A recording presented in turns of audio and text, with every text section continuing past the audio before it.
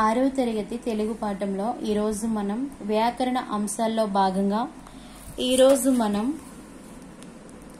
సమాన అర్థాలు లేదా పర్యాయ పదాలు అంటారు అవి నేర్చుకుందాము.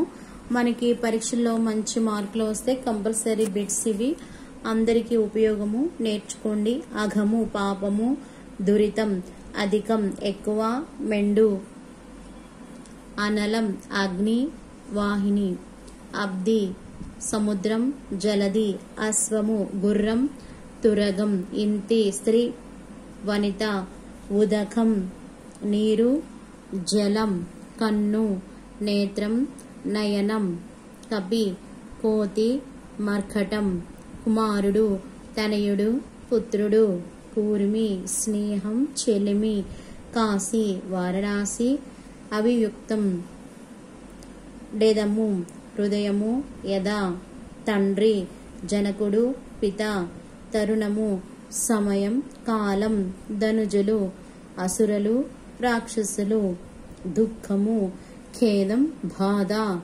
నంది వృషభం ఎద్దు, నారి స్త్రీ, పాలతి పరులు ఒరులు ఇతరులు, పామరుడు అజ్ఞానం కలిగినవాడు అని అర్థం, అజ్ఞుడు నీచుడు, ప్రతీక గుర్తు, చిహ్నం ప్రారంభం, అంకురార్పణం మొదలు.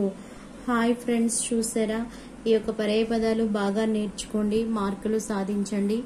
నెక్స్ట్ వీడియోలో మరికొన్ని అంశాలు నేర్చుకుందాం 6th క్లాస్లో భాగంగా. Okay, thank you. Please subscribe.